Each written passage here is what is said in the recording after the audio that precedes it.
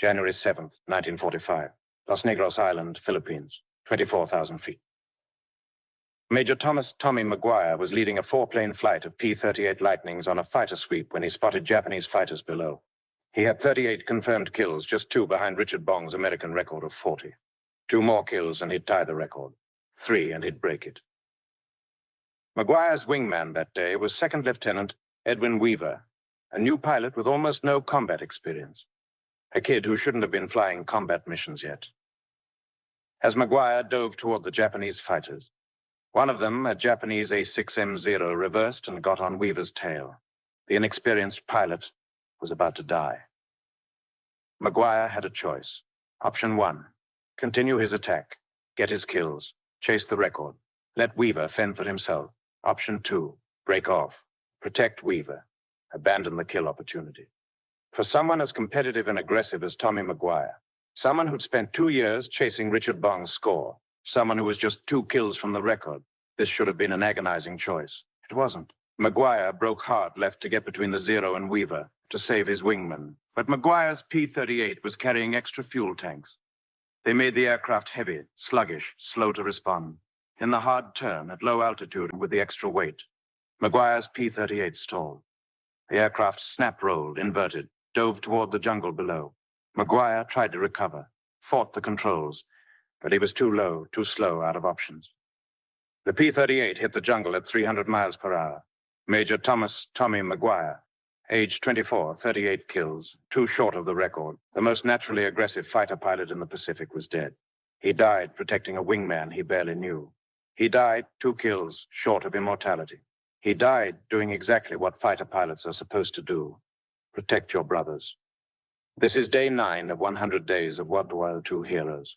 The story of Tommy McGuire, Richard Bong's rival, friend, and the ace, who proved that sometimes the most heroic thing you can do is give up personal glory to save someone else. The aggressive kid from New Jersey, Thomas Buchanan McGuire, Jr., was born August 1st, 1920, in Ridgewood, New Jersey. Middle-class family. Father was a judge. Mother was a homemaker. Childhood competitive from birth. Tommy McGuire was competitive about everything. Sports, wanted to win at everything. School, had to be top of class. Games, hated losing. Fights, never backed down. His mother later said, Tommy had 2 settings, full speed ahead and asleep. There was no in between. High school, Sebring, Florida. The family moved to Sebring, Florida when Tommy was 13. He attended Sebring High School. High school years, good student, A's and B's. Played multiple sports, football, baseball, track. Class president, leadership role. Popular but intense. Driven to excel at everything. Graduation, 1938. College, Georgia Tech. After high school, McGuire enrolled at Georgia Institute of Technology, Georgia Tech, in Atlanta. College major, mechanical engineering. Why engineering? McGuire loved machines, speed, competition. Engineering was perfect fit. But after 1 year, McGuire left Georgia Tech. The reason? He wanted to fly. Engineering could wait. Aviation couldn't. Aviation obsession. Like Bong and Johnson before him, McGuire was obsessed with flying. Read aviation magazines constantly built. Model airplanes, dreamed of being a pilot. Saw war coming. 1939 to 1940. New military would need pilots. The decision, 1941. In 1941, McGuire made his choice. Join the Army Air Corps and become a fighter pilot. He enlisted in July 1941, 5 months before Pearl Harbor. Flight training, 1941 to 1942. Primary training. Took to flying naturally aggressive from day 1. Pushed limits constantly, instructors noted. Excellent natural ability, but needs to control aggression. Basic training. Continued aggressive flying near washout incidents. Flying too aggressively. Instructors split. Some thought he was too reckless. Others thought he'd be great combat pilot. Advanced training. Fighter tactics, gunnery training. McGuire excelled at shooting natural deflection shooter, hitting moving targets. The problem, McGuire's instructors wrote, Lieutenant McGuire has exceptional piloting skills and excellent gunnery. However, his aggressive tendencies may make him dangerous to himself and others. Recommend close supervision in combat. Translation, he's great, but he might get himself killed. Graduation, February 1942. McGuire graduated flight training and received his wings in February 1942. He was 21 years old. Pearl Harbor had happened 3 months earlier. America was at war. The comparison, McGuire versus Bong, so far, Richard Bong, day 5. Methodical and calculating. Had to learn to be aggressive, careful and precise. Instructors loved him, Thomas McGuire. Naturally aggressive. Had to learn to control aggression. Bold and instinctive instructors worried about him. Opposite personalities. Both would become top aces. Assignment, 49th Fighter Group. McGuire was assigned to the 475th Fighter Group, 431st Fighter Squadron, deploying to the Pacific Theater. Aircraft, P-38 Lightning, same as Bong. Why the Pacific? McGuire requested Pacific assignment, wanted action, Pacific had constant combat, wanted to fight Japanese, Pearl Harbor revenge, wanted opportunity for kills, competitive drive. Deployment, May 1943. McGuire deployed to New Guinea in May 1943, 2 months after Bong, day 5, had arrived. First combat, August 18, 1943. McGuire's first combat mission was a fighter sweep over WWII, New Guinea. The contact, Japanese fighters intercepted. The result, McGuire shot down 3 Japanese fighters in his first combat engagement. 3 kills, first mission. This was extraordinary. Most pilots took weeks or months to get first kill. Many pilots never got a kill. McGuire got 3 in 1 mission on his first day. His natural aggression and excellent gunnery made him instantly deadly. The rivalry begins, August 1943. When McGuire shot down 3 planes on his first mission, Richard Bong had 16 kills. The press immediately created a rivalry. Who would be America's top ace? Bong versus McGuire, the methodical farmer versus the aggressive competitor? The reality, like Johnson and Gabreski in Europe, day 8, the rivalry was media invention. Bong and McGuire were friends, respected each other, shared tactics, celebrated each other's kills. The competition was friendly, but, and this is important, McGuire was competitive. He did want to beat Bong, not because he disliked Bong, but because McGuire was competitive about everything. Bong later said, "Tommy was my friend, but I knew he wanted my record. That's okay. Competition makes you better. Tommy made me a better pilot." August-December 1943, the score climbs. McGuire's kill count rose rapidly. August 1943, 3 kills, first mission. September 1943, 2 kills, total 5. Ace status October 1943, 4 kills, total 9. November 1943, 3 kills, total 12. December 1943, 4 kills, total 16. In 5 months, McGuire went from 0 to 16 kills. Meanwhile, Bong had 27 kills by end of 1943. McGuire was catching up, but Bong was still well ahead. McGuire's flying style. What made McGuire so effective? 1. Natural aggression. Unlike Bong, who had to learn to be aggressive, McGuire was naturally aggressive. Pressed attacks, hard, took calculated risks. Never hesitated first into every fight. 2. Exceptional gunnery. McGuire was one of the best shots in the Pacific. Natural deflection shooter, could hit targets in hard maneuvering. Rarely wasted ammunition. Short bursts, high accuracy. 3.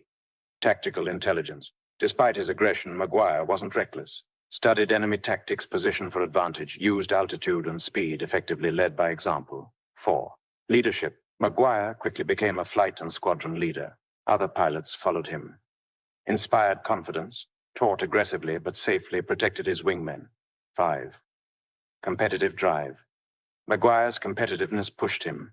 Flew every possible mission, volunteered for dangerous assignments, pushed himself harder than others, wanted to be the best. The difference, Bong versus McGuire. Bong's approach, methodical. Study the situation. Find advantage. Execute patient. Wait for perfect shot. Conservative. Don't take unnecessary risks. Efficient. Minimal effort for maximum result. McGuire's approach. Aggressive. Attack immediately. Press hard. Instinctive. React without overthinking. Bold. Take calculated risks for better position. Intense. Maximum effort every time. Both worked. Both made them deadly. 1944. The peak year. January, March, 1944. McGuire continued adding to his score. January 1944. 2 kills. Total 18. February 1944. 3 kills. Total 21. March 1944. 1 kill, total 22. April 1944, Bong rotates home. In April 1944, Richard Bong rotated home for war bond tours and publicity with 27 kills. McGuire had 22 kills. He was closing the gap. The opportunity. With Bong stateside, McGuire had opportunity to catch up. Bong wasn't adding to his score.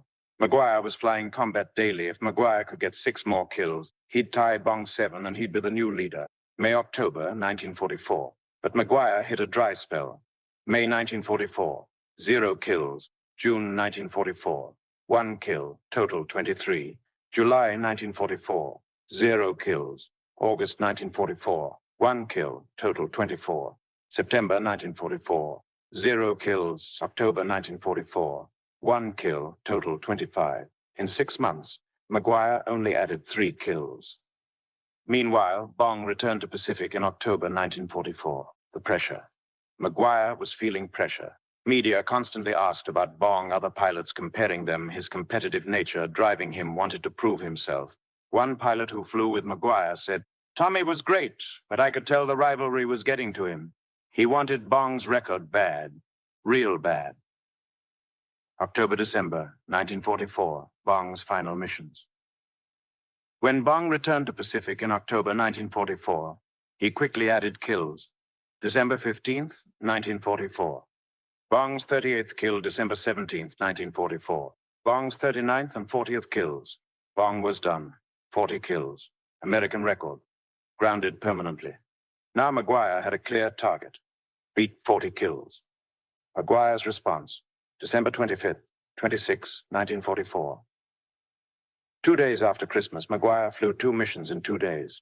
December 25th, 1944. 3 Japanese fighters destroyed in 1 mission over Luzon. Philippines kills number 26, number 27, number 28. December 26, 1944. 4 Japanese fighters destroyed in 1 mission, his best single-day performance. Kills number 29, number 30, number 31, number 32. 7 kills in 2 days. This was extraordinary. Most pilots never got 7 kills in their entire career. McGuire got 7 in 48 hours. His total, 32 kills. He needed 9 more to beat Bong. Promotion, December 1944.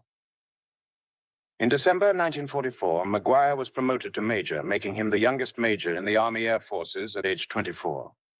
January 1945. The final push, January 1st. 7/1945. In the first week of January, McGuire added 6 more kills. January 1st, 1 kill, total 33. January 2nd, 2 kills, total 35. January 4th, 3 kills, total 38. 38 kills, 2 short of Bong's record. The press went wild. McGuire closing in on Bong's record. Race for top ace goes down to the wire. Can McGuire catch Bong? McGuire needed 2 more kills. January 7th, 1945. The last mission, the setup. McGuire was leading a 4-plane flight of P-38 Lightnings on a fighter sweep over Los Negros Island, Philippines. The flight, leader, Major Thomas McGuire, 38 kills. Wingman, Second Lieutenant Edwin Weaver, almost no combat experience. Element leader, Captain Edwin Maroney. Element wingman, First Lieutenant Douglas Throp. The problem, McGuire's P-38 was carrying 2 external fuel tanks, drop tanks to extend range.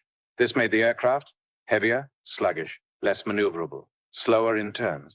Standard procedure, drop external tanks before combat. Makes aircraft lighter and more agile. The contact 9 a.m. McGuire's flight spotted Japanese fighters below them, at least 4 A6M0s. McGuire immediately dove to attack. The engagement. McGuire's flight engaged the Japanese fighters. Chaotic dogfight at low altitude, under 1,000 feet. The critical moment. One of the Japanese Zeros reversed and got on Second Lieutenant Weaver's tail. Weaver, the inexperienced pilot, was in serious trouble. The Zero was lining up for the kill. McGuire's choice. McGuire saw Weaver in trouble. He had 2 options. Option 1, continue his attack. He was positioned for a kill shot on another Zero, could get kill number 39. 1 more kill from tying Bong. Let Weaver fight his own battle. Option 2, protect Weaver. Break off his attack position between Zero and Weaver. Protect his wingman. Abandon, kill opportunity. What McGuire did. McGuire immediately broke off his attack and turned hard left to get between the Zero and Weaver. He chose his Wingman over his Glory, the fatal turn. But McGuire made a critical error. He still had his external fuel tanks attached. The extra weight made his P-38 sluggish. He pulled too hard into the turn, trying to get position quickly to save Weaver. At low altitude, under 1,000 feet, with external tanks still attached, pulling maximum Gs in a hard turn, the P-38 stalled. The stall. In aerodynamics, a stall occurs when the wing loses lift due to exceeding critical angle of attack.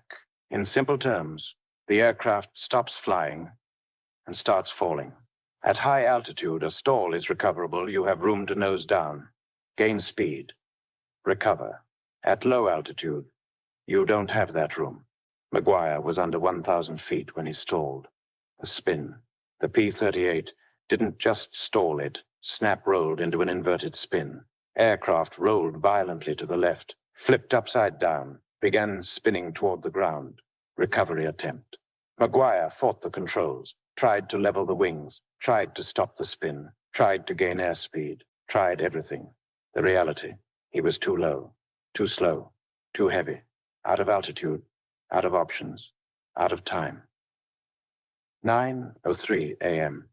Impact. McGuire's P-38 hit the jungle at approximately 300 miles per hour. The aircraft disintegrated on impact. Major Thomas "Tommy" McGuire was killed instantly. He was 24 years old. The irony, McGuire violated one of the cardinal rules of fighter combat. Drop your external tanks before engaging in a dogfight. Why didn't he drop them? Possible reasons. Heat of battle. Forgot. Focused on saving Weaver.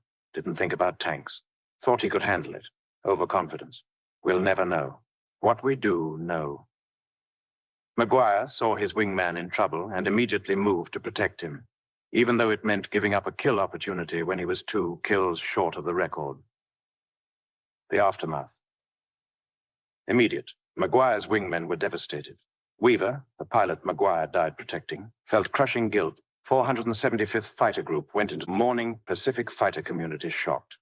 Second Lieutenant Weaver. Weaver survived the war, but was haunted by McGuire's death.